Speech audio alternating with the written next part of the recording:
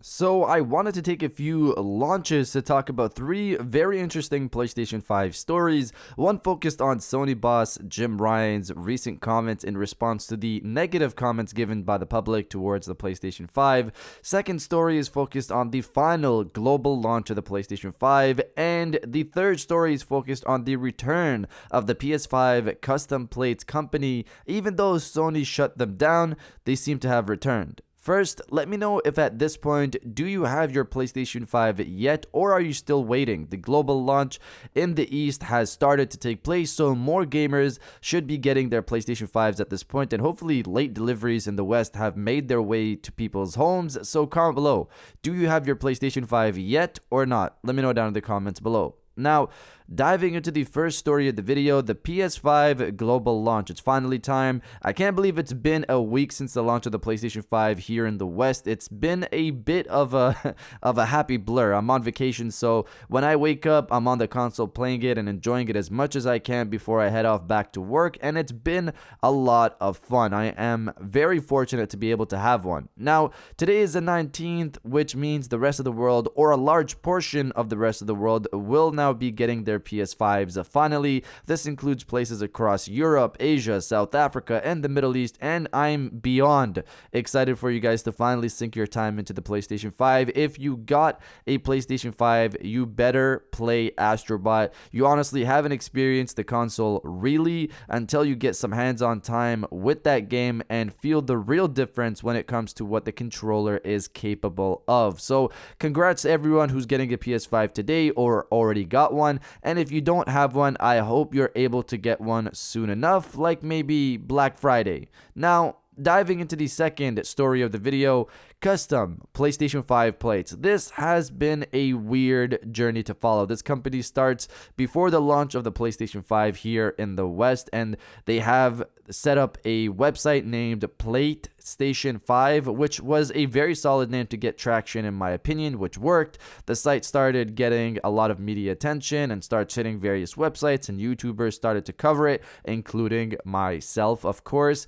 But then things started to dwindle and go a bit downhill after the site got so much attention. Sony came into the mix and issued a complaint to the company because of their name, which I get. PlayStation 5 versus PlayStation 5, there is a difference of 2 letters, so of course some legal issues would be coming their way. They changed their site name to Customize My Plates to avoid any naming issues with Sony, but this is where it was evident that Sony has plans to make their own custom PlayStation 5 plates to sell, which we knew was coming anyway, but we also knew third parties would be making their own as well. So even after the name change from PlayStation 5 to Customize My Plates, the site was shut down due to, as they state, patent and intellectual property issues. Sony warned that they'd take them to court. So after all of this, you'd think it was over, but no, the site is back up and are selling plate skins this time around, but they also have an Indiegogo page set up to try to bring custom plates back instead of just skins for the PlayStation 5. Their goal is to become an official Sony partner for PS5 custom plates. I'm not sure how likely they'll get to become an official partner because I assume Sony has plans already with other companies to produce custom PlayStation 5 plates. This is definitely something that's been in the works for a while and clearly a core design choice of the console's build-up. Sony definitely has plans for custom PlayStation 5 plates. We just have to wait and see what they are. But you guys let me know if you'd buy custom plates, or have you been liking the all-white plates of the PlayStation 5 so far? Let me know down in the comments below. Now diving into the third story of the video, Sony fires back at PS5 negative comments. So the PlayStation 5 has been performing well for the most part. The launch titles have been amazing so far. The sales are high. Games are performing better on the console as well, but of course there's always these little hits being thrown at the PlayStation 5, as we already know. The conversation should have ended when we saw PS5 launch exclusives like Demon's Souls and Spider-Man Miles Morales, while the competition literally has no launch titles. I still don't understand how there's even a conversation when a games console that I also bought, by the way, doesn't have big launch titles, while PlayStation 5 has multiple, not even just one, they have multiple big launch titles. titles. But to continue, this comes from Sony boss Jim Ryan's recent interview with The Telegraph. He answered a couple of things and kept quiet on some others, and we're going to cover that. One of the items he tackled was the PlayStation 5 SSD size. So this has been a source of conversation because it's about 130 gigabytes less usable space than the Xbox Series X. Now, of course, I would love more storage, but honestly, with how fast the PlayStation 5 removes and adds games, it's not that big of a deal.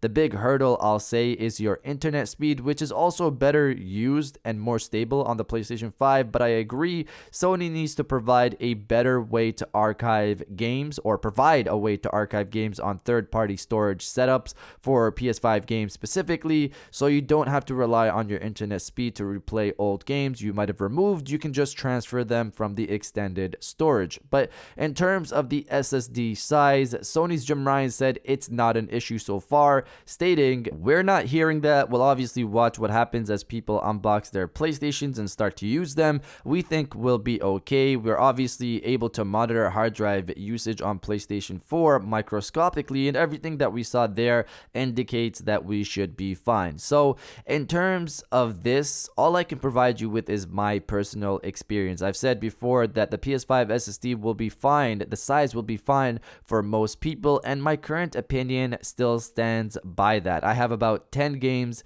installed on my PlayStation 5 and still have about 118 gigabytes of free space left to use. Of course, I'm going to be removing games soon, but realistically, I'm not playing all 10 of these games all at the same time. I keep a few games like Call of Duty, The Last of Us Remastered, and Ghost of Tsushima for their multiplayer portions, but other than that, I swap out the other games as I finish them, so it's been fine for me so far. For you, of course, it could be different. Now, the second comment that Jim Ryan made focused on the $70 pricing of games like Demon's Souls, and if he agreed that it was fair to price the game that high. Here's what he said: yes, I do. If you measure the hours of entertainment provided by a video game such as Demon's Souls compared to any other form of entertainment, I think that's a very straightforward comparison to draw. My response to this is as it was when we heard NBA 2K20 was going to be priced at $70. I said games like NBA, riddled with microtransactions, should not be priced that high, but that I would also gladly pay that price for games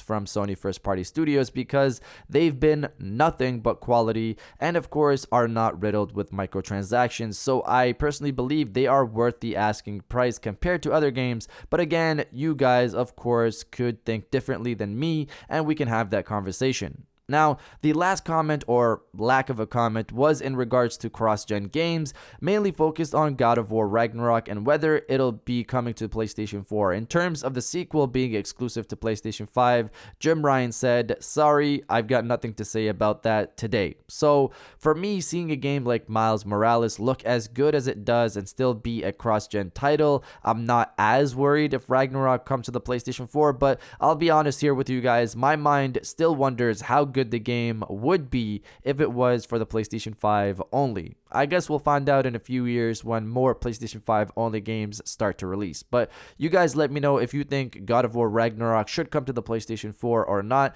Let me know down in the comments below. And if you guys did enjoy this video, please hit that like button, as it always helps, and subscribe if you're new. I got new videos every Monday, Wednesday, and Friday. And now I'll check you guys out on the next one.